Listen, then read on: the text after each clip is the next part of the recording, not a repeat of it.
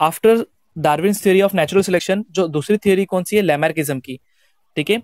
तो Lamarckism theory was propose by the Jean Baptiste Lamarck, ठीक है, ये इनका नाम था, राइट। इन्होंने ये थ्योरी को प्रपोज किया था और उन्होंने बताया कि जो मॉर्फोलॉजिकल चेंजेस होते हैं लिविंग ऑर्गेनिज्म के अंदर, right, they are responsible for the evolution. और ये जो रीजन है behind those morphological changes is the activities और the laziness of that organism. मतलब अगर कोई ऑर्गेनिज्म लेजी है, वो कोई पर्टिकुलर ऑर्गन को अगर वो यूज नहीं कर रहा है तो वो क्या होगा, आगे काम नहीं होगा।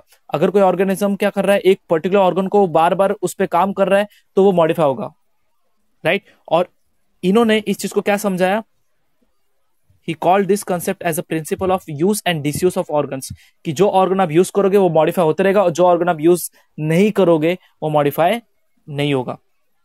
उन्होंने बेस्ट एग्जांपल क्या दिया था इसका कि he said that the neck of giraffe has become too long, right. वो कैसे लंबा हो गया, बिकॉज वो बार बार लीव्स की तरफ वो ऊपर बढ़ने की कोशिश करते थे, और जैसे जैसे प्लांट्स की हाइट बढ़ी तो जिराफ की भी हाइट बढ़ी, और ये सेवरल जनरेशन तक क्या हुआ, ये पास होते रहा, राइट। और वो बोलते थे कि जो आयरन स्मिथ है, जो लोहार था, उसके शोल्डर्स आपका हमेशा स्ट्रॉन्ग क्यों रहते, बिकॉज वो बार बार मूवमेंट, हैमरिंग मूवमेंट्स करते रहता है। विंग्स ऑफ जो बर्ड है, ऑस्ट्रिच और इमू, ये वीक क्यों हो गए, ये लोग आज उड़ नहीं क्यों पा रहे, बिकॉज इन्होंने उड़ना बंद कर दिया था। फिर legs of birds of like swan and duck, right, have become useful in swimming, because लोग कंटिन्यूसली क्या करते हैं, पानी में लोग पैर को क्या करते हैं, मूवमेंट करते रहते हैं। उसके बाद ये बोलते थे कि जो स्नेक्स की बात करूं, राइट, स्नेक की बात करूं तो स्नेक के पास लेग्स था, राइट, बट वो लेग को यूज नहीं करता था, इसकी वजह से क्या हुआ, चला गया, राइट। और स्नेक क्या करता है, खाली ये बोलते हैं ना हम लोग, ऐसे घिस घिस के चलता है। तो यहाँ पे क्या हुआ कि the modification, right, birds like swan and duck have become useful for swimming due to living in water, and snakes have lost their legs by the modification in their body. क्यों, बिकॉज इनकी habit कौन सी थी, burrowing habit थी। तो ये कहीं ना कहीं बोलते हैं ना, ऐसा लगता है कि ये सारे जो एग्जांपल्स डार्विन अपना लैमार्किज्म लैमार्क बताता है, वो क्या कौन से सबसे बता रहे, वो बोल रहे ये सबके सब कैरेक्टर्स क्या है, they are the acquired characters, this are the acquired characters and they are transferred from one generation to another generation, right. और इसको हम क्या बोलते हैं, theory of inheritance and the acquired characters और लैमार्किज्म, ओके।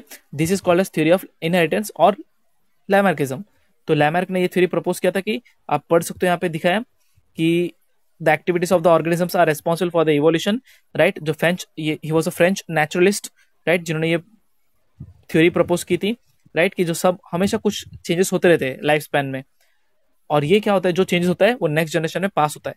अब ये सब थियोरी के हिसाब से ना, एक यहाँ पे गलती पता है क्या है, जो सबसे बड़ा चीज क्या है कि वो ये अप्रूव नहीं हो सकती थ्योरी, क्योंकि ये तो वही बात हो गया ना कि अगर समझो जैसे कि मैं हमेशा पूरा पढ़ाई करके मैंने अपना पूरा लाइफ को सिक्योर किया है, राइट, मैंने अपने ब्रेन को स्ट्रांग बनाया, तो जरूरी नहीं कि मेरा बेटा भी ब्रेन को स्ट्रांग बनाए, क्योंकि जस्ट बिकॉज वो मेरा बेटा है तो क्या हो जाएगा, डायरेक्ट उसके पास वो पावर आ जाएगा क्या, डायरेक्ट उसकी इंटेलेक्चुअल कैपेबिलिटी बढ़ जाएगी क्या, ऑब्वियसली नहीं।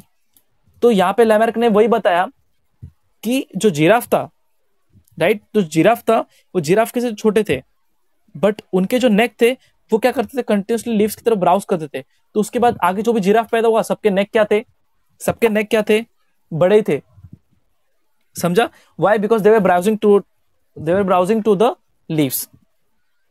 देन तो लैमार्किज्म की सबसे बड़ा जो डिसअप्रूवल का थ्योरी क्या था कि डेवलपमेंट ऑफ ऑर्गन्स होते ना, उनकी स्पेसिफिक एक्टिविटीज या फिर जो डी जनरेशन यहाँ पे बताया, ये वाइडली एक्सेप्टेड नहीं है, राइट। क्योंकि मैंने सिंपल सा आपको यहाँ पे बता दिया कि अगर आप पूरे लाइफ टाइम पे कुछ मेहनत करके कोई एक्टिविटी या फिर कुछ आप मॉडिफाई करते हो, तो जरूरी नहीं कि वो मॉडिफिकेशन आपके आगे के जनरेशन को भी क्या हो, पास हो। तो लैमार्क की जो थ्योरी थी वो कंटिन्यूसली डिसअप्रूव हुई थी, और इसको डिसअप्रूव करने के लिए बहुत सारे साइंटिस्ट ने एक्सपेरिमेंट करके भी दिखाया कि एक साइंटिस्ट था जिसने क्या किया कि चूहे का, राइट, टेल कट करना स्टार्ट किया, और टेल कट कर रहे थे 28 जनरेशन तक, टिल 28 जनरेशन तक जब वो कट कर रहे थे, बट देन टू क्या हो रहा था, टेल बार बार आ रहा था।